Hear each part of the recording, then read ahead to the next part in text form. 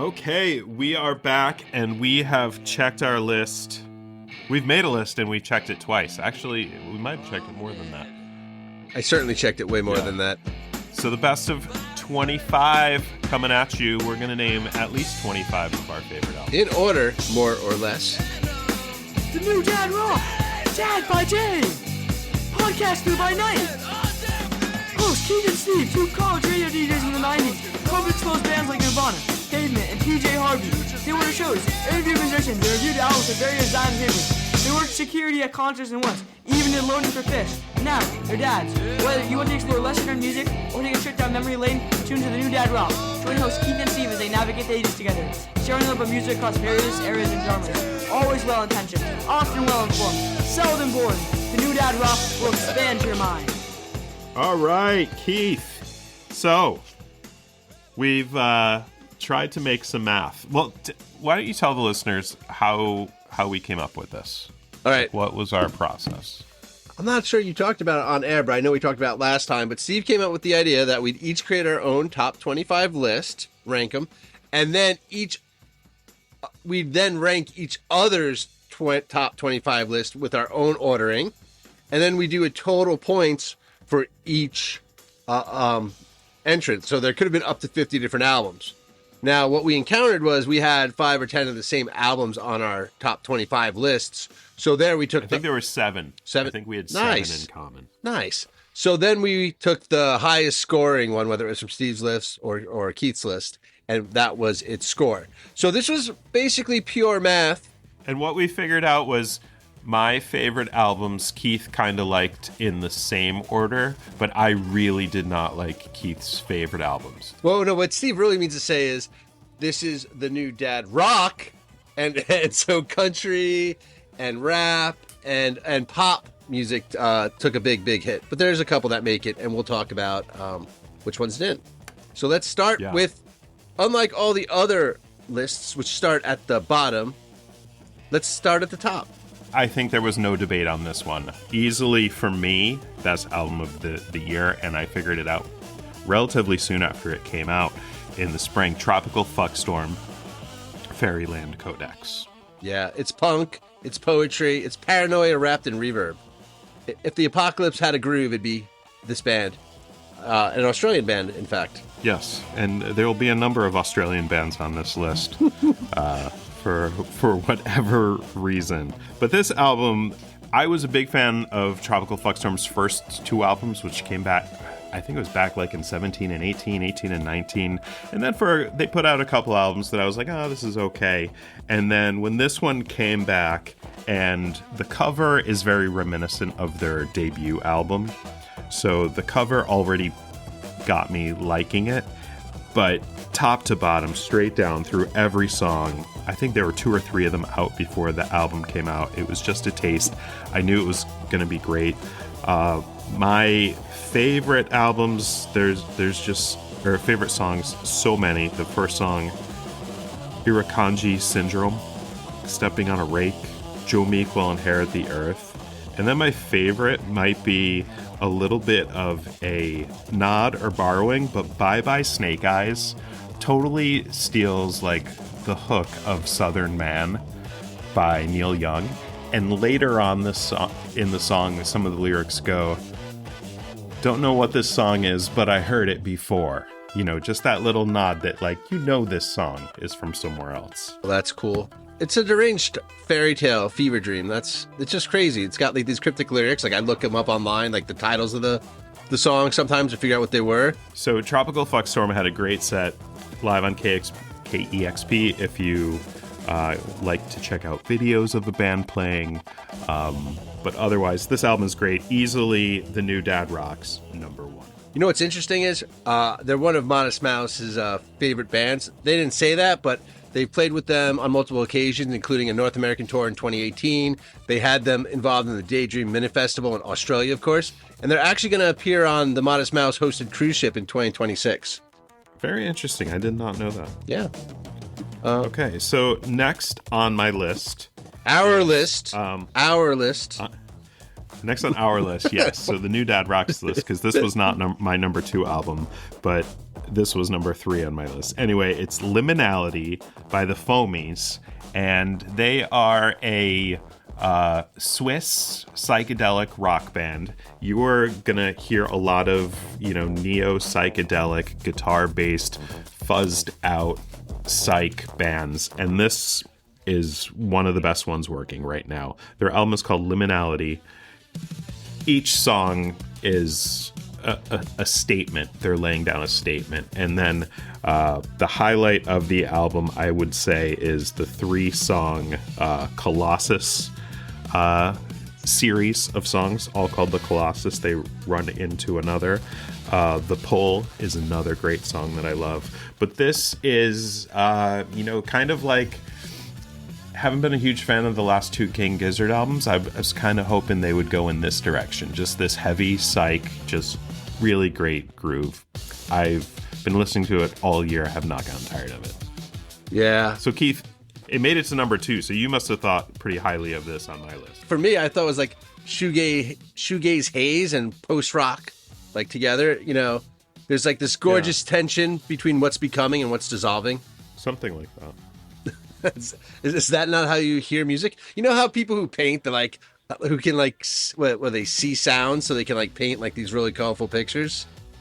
Yeah, I'm just trying to do that with words. I can see that. I can see that's what you're going for. So anyway, Foamies, Liminality. Check them out. They've got a bit of a catalog, so you can go back and really spend 2026 getting into the Foamies. Number 3. So this was really number 2 on my list, but Keith knocked it down to number 3 because he just doesn't like the Butthole Surfers. But Viagra Boys. This is one of those bands that I've been following for a few years. I've kind of liked them, and then this is the album, and it features my favorite song of the year. Which is? Uno 2. It's a song told from the perspective of a dog who believes that his veterinarian may be involved in some sort of nefarious underworld activity that involves the trade of rotten teeth, from exotic breeds especially. So it's just completely bizarre. It's fun music. They have a song, Bog Body, about, a love triangle between a bog body, if you know what that is. It's kind of like a bog body. It's a bog body. It's not a mummified body. It's very different. Anyway, lots of great songs. Some of them are the Butthole Surfers of the 90s, not the 80s Butthole Surfers.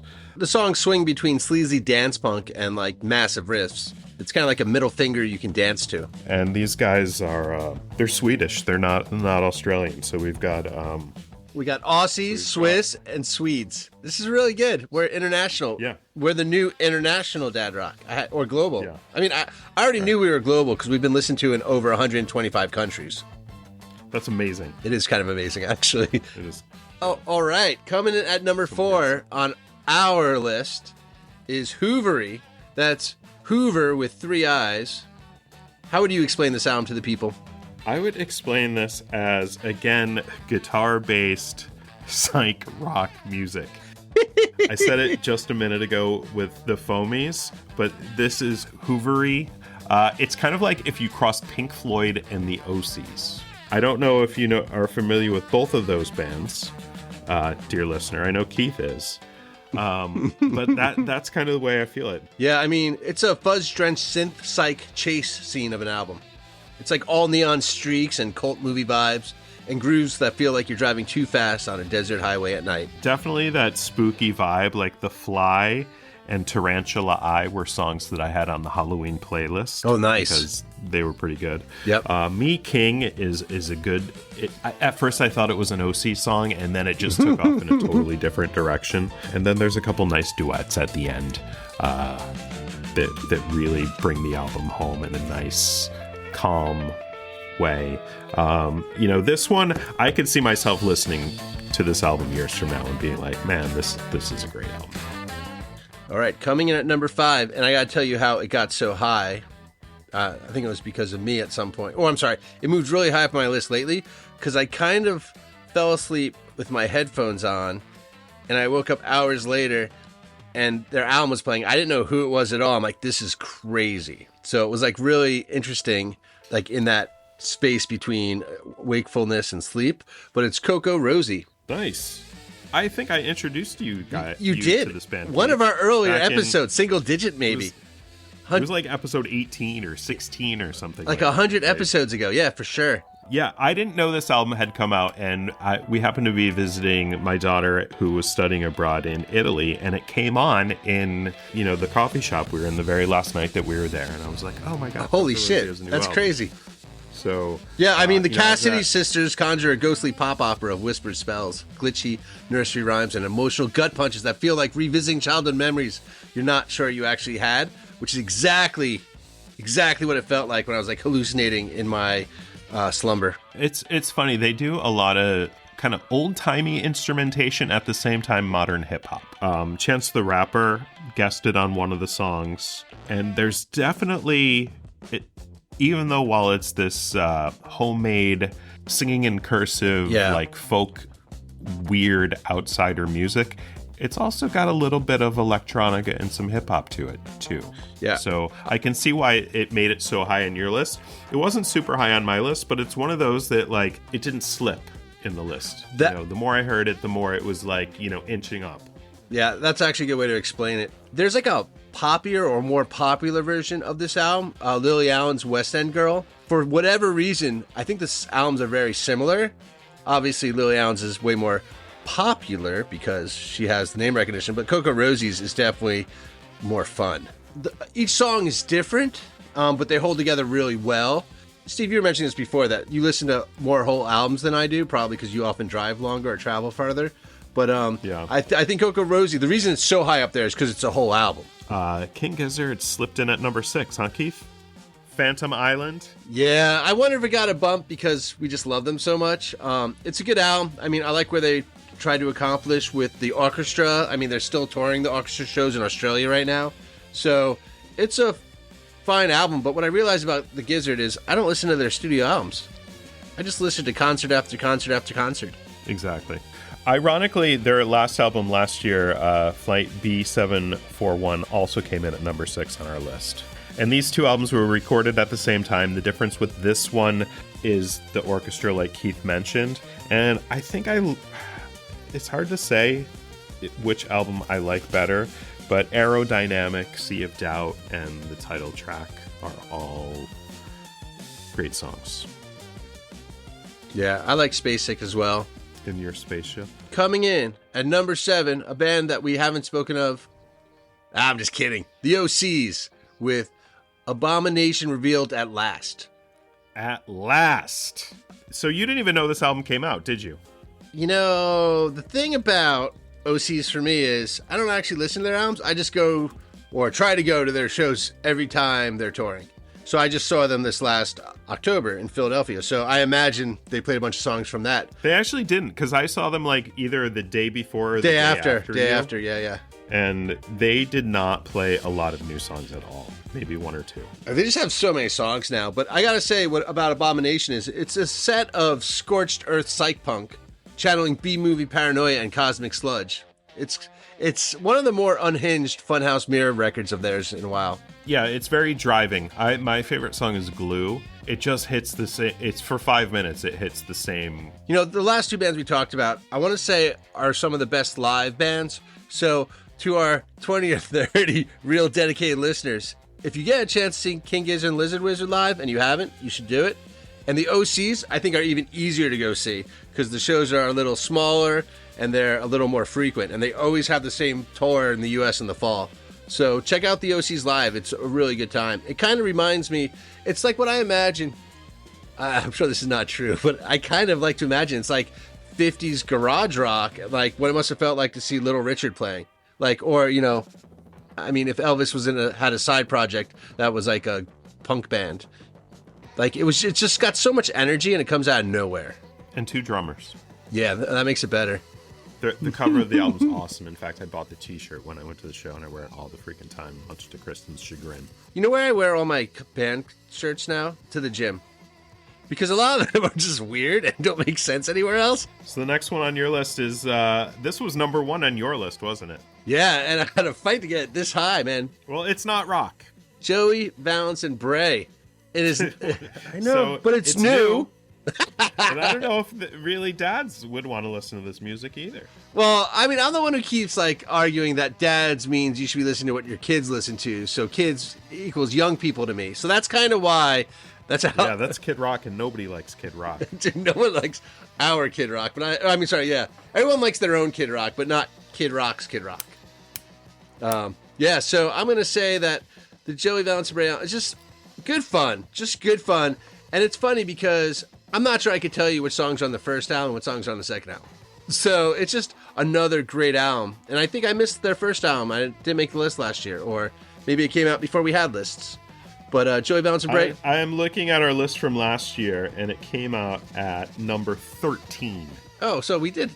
Yeah, but we created our list in a weird way, because we kind of created it after the show. We just talked about everything, and then we created the list asynchronously. But yeah, so my favorite... What's the best way to explain this to the folks who don't know? Maybe it's like the Beastie Boys filtered through TikTok chaos. You know, it's got big beats, bigger hooks.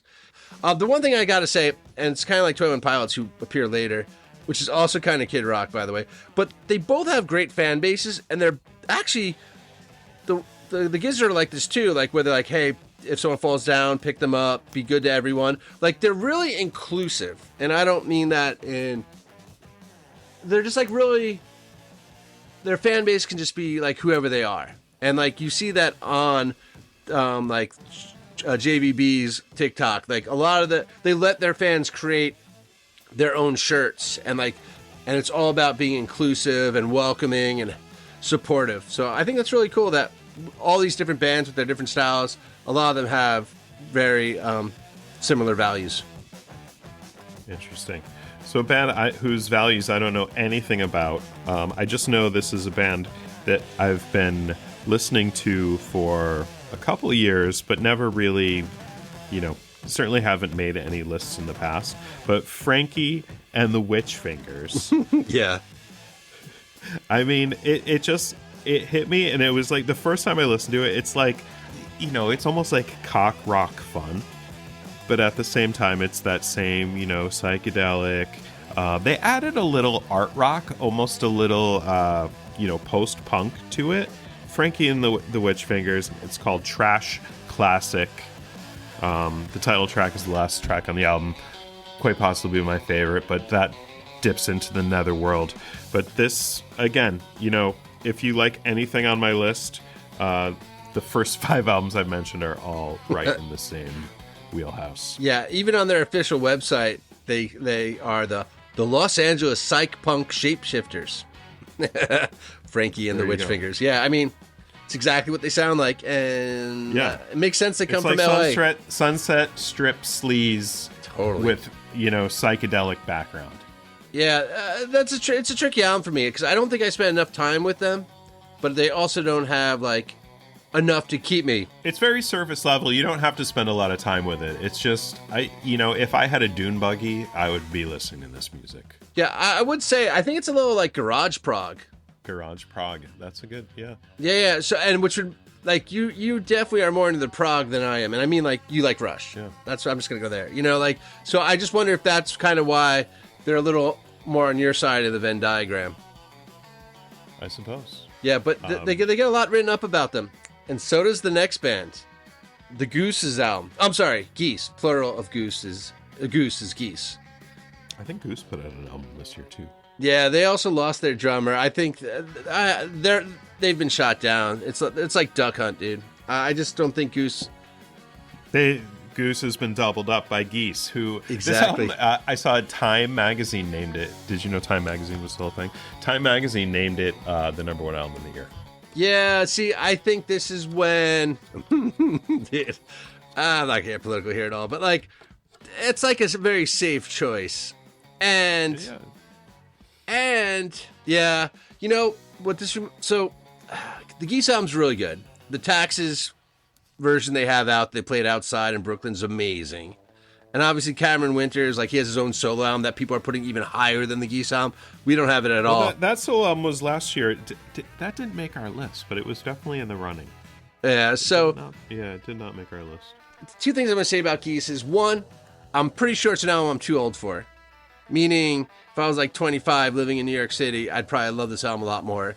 And two, it kind of reminds me of other New York City bands like the Walkmen and the Strokes that I didn't really like either. But those are 20 years older. So there's something about bands that arise out of the New York scene. And they're from Asheville originally, aren't they, or something? Long Island City, here I come. By the way, saw them. They opened up for King Gizzard in 2024, so I saw them in concert at least, part of their show twice. And I was looking, to be honest, I was really looking forward to seeing them. I think Cameron Winter's solo might have even been out at that point. But they didn't really do much for me live in this album, to be honest. It's, he wants to be, this generation's or this century's Dylan, it seems. But he's just not that clever.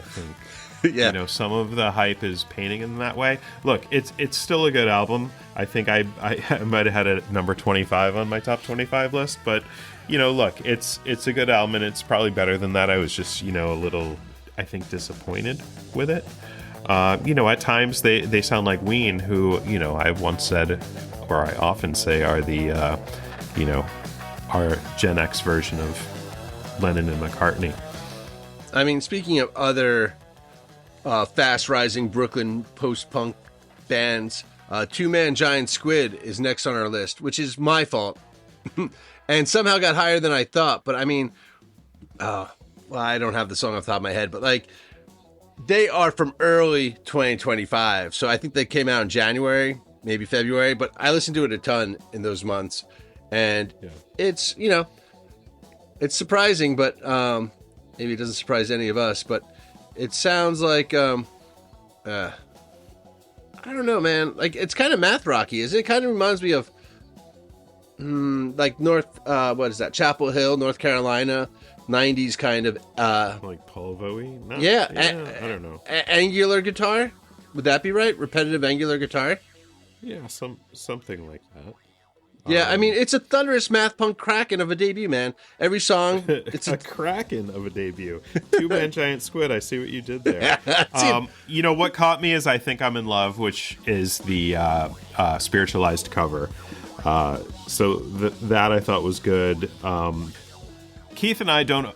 We have our Venn diagram is not as overlapping as you may think. I think it's decreasing.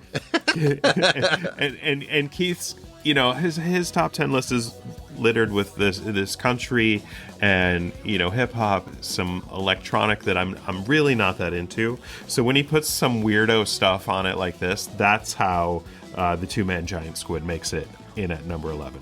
By the way, okay, I found my favorite song. It's called Weird Recordings. You've got some, and you just called it weirdo. So I appreciate that. But I listened to that song a ton. I think it was the most listened to song I had in February. I'm not even sure why. I don't even know how I found them. I just freaking love that song. By the way, according to Tidal, I listened to 1,400 different artists this year. Wow. That's 4 different artists a day, every day for the whole year. Pretty good, right? See, now I'm going to have to look at my list. Yeah. I got a new phone. I don't know how to do it. Totally. You're not going to be able to do it live. Oh, speaking of rap, Tyler, the Creator, had this fun album come out this year. It came out around the time I visited you down in this Philly suburb. Oh, July. It actually makes sense because you know what? The reason I like it was so we were driving around listening to it. Yeah, So I got to hear it and I was like, all right. And maybe 2 or 3 songs I still listened to after the fact. Oh, really? That's awesome. Yeah, I mean, Don't Tap the Glass. It was basically the album that I had for the summer. It was the album I listened to the most when I was in the pool by myself, but Don't Tap the Glass, all capital letters. He's just having fun because the previous album was super cerebral and very artsy. And I think it did make the list last year, or at least I put it up for it. And but this album was way more fun and easy. It's an easy listen. See, I find it's not an easy listen because I'm a white guy driving around in my Subaru listening to a lot of repetition of the N-word, and it makes me feel a little uncomfortable. So it's not an easy listen in my mind.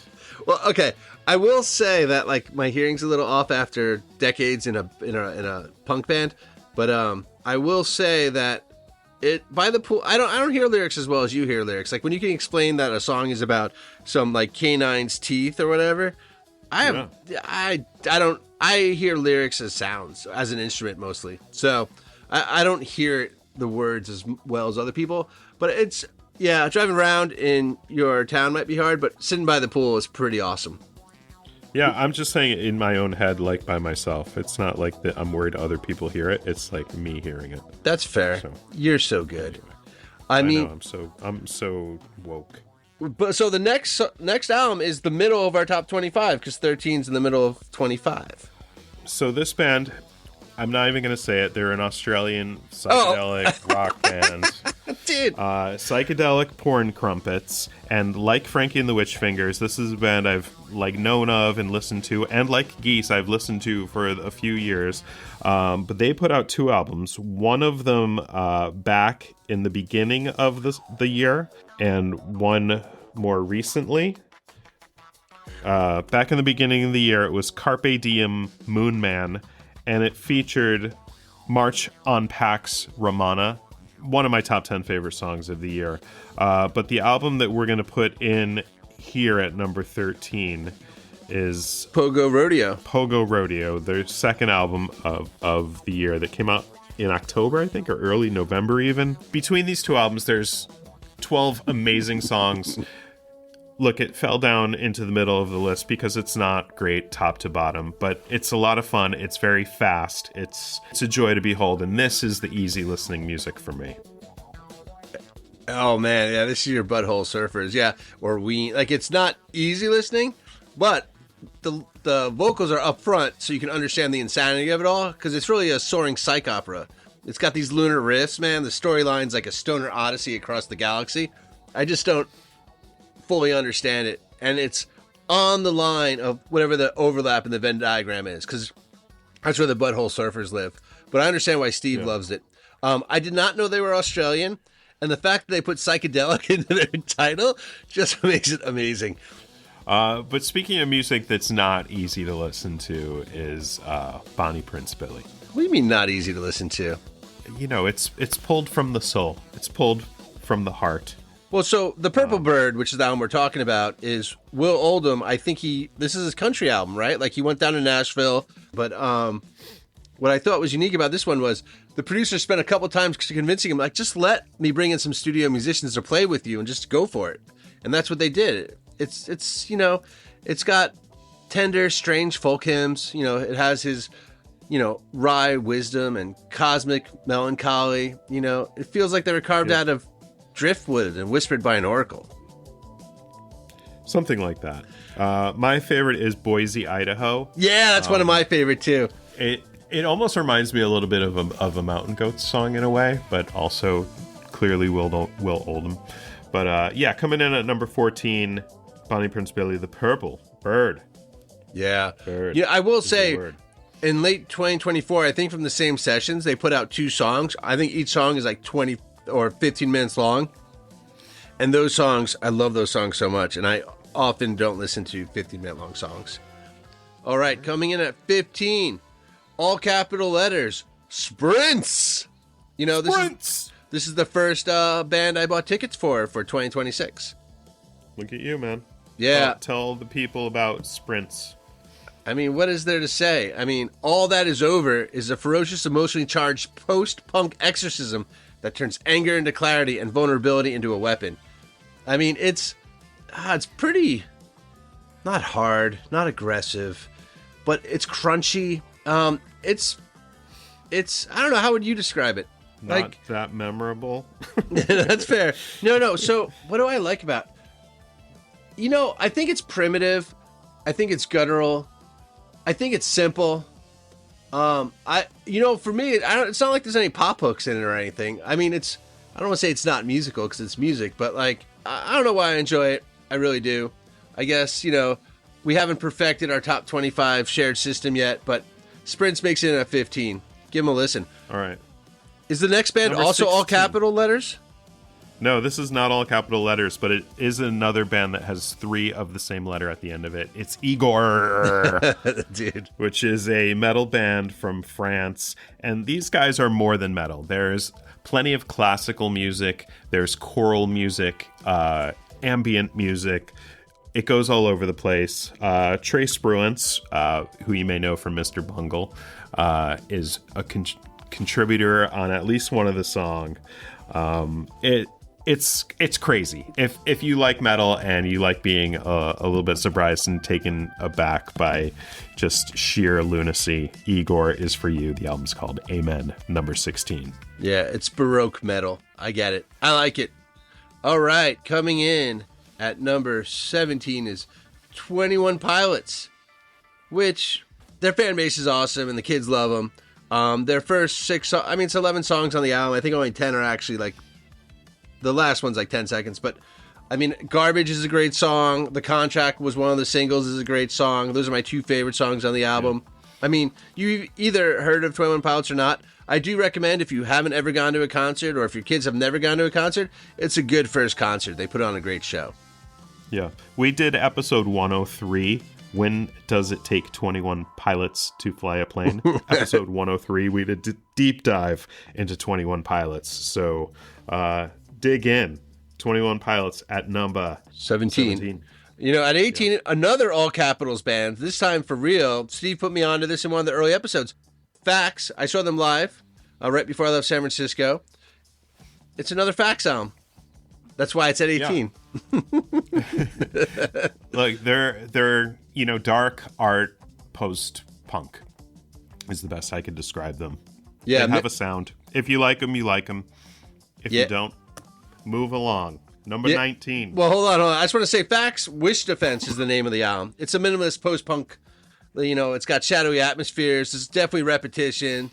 It's kind of hypnotic, but there's like very this tension. Oriented. Yeah. It's, you know what it is? If you never heard Fax before, this album's great. If you've heard Fax before, you might like some of the other albums. That's okay. That happens. But to each their own, everyone kind of comes in where they comes in.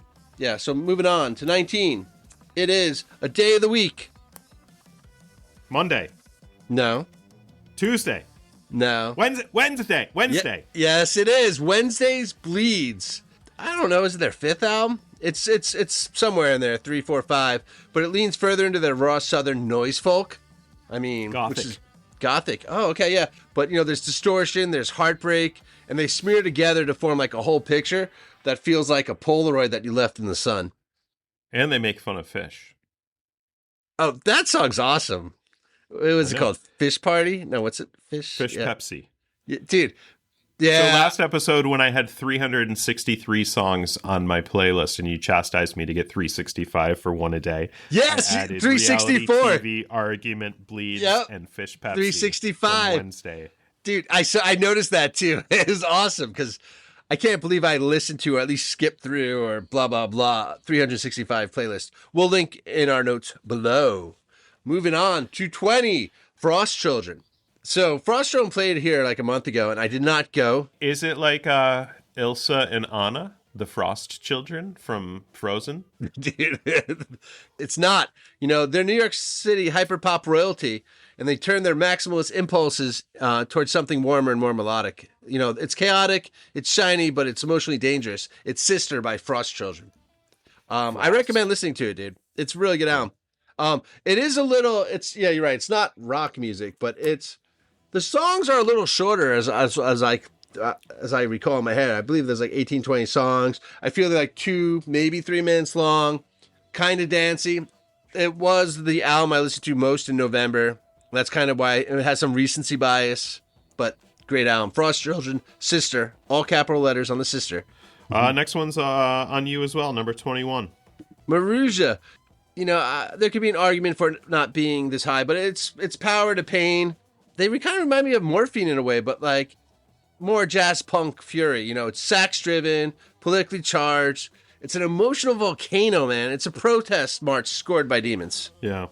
I feel like it was very overproduced while it was doing that. I feel like it was trying to do all those things, I did like Break the Tension. I hear that. Break the Tension, the song I like. Bloodsport. Saoirse I have on my playlist, but whatever. By the way, those are my favorite songs. So we those 3. Yeah, we agree. Hey, we're in the van. Well, by the way, what is the overlap called? Is it an overlap in a van? It's got to have some cool, nerdy European name, right? Perineum. Is it really? Okay. I really hope that taint it. Okay, man. Well, speaking of all capital letters for album titles, Frost Children had Sister and Princess Nokia had Girls. It's a sharp celebratory manifesto of identity and swagger. I mean, who knows what genre it is? Like our last episode, genre bending, but it's laser focused and it's effortless. Feminist hip hop is what it is. It's, as misogynist as some hip hop can be from the male perspective. This is very feminist, survivor based, someone who's been wronged coming at you and laying down some truth. Sure, it has rage, but it also has humor and a dance floor power. And I think it's the dance floor power that I really enjoy. And I recommended some female friends of mine, and they tell me they recommend it to other female friends of theirs. So, Princess Nokia, for the girls. For the new mom rock. Totally, man. Our spinoff. All right. We're up to number 23. We're almost done, guys. Bear with us. 23, Spirit World. The album is called Hell Dorado. Yeah. I think you introduced this to me via the list, in fact. I think I only came across it because I was listening to your 300 and, at the time, 63 songs. Tell the people about Spirit World. Well, I've definitely mentioned them in the past on this very show. But they are, back to 80s thrash with a Western flavor to it. When I say Western, I mean like country? A Western movie flavor to it. Yeah, that's right. They'll have like movie samples in their actual songs. So that's, part of the whole shtick. It's just really fun. You can't take this seriously. It's very hard rock, heavy metal. Each of their albums I love. They've gotten a little more mainstream each time. They've got a couple ballads on this one. But if you're looking for a fun metal album, you can't go wrong with Spirit World. Yeah, they're from Las Vegas. They're a heavy metal band, but they like to call it Death Western.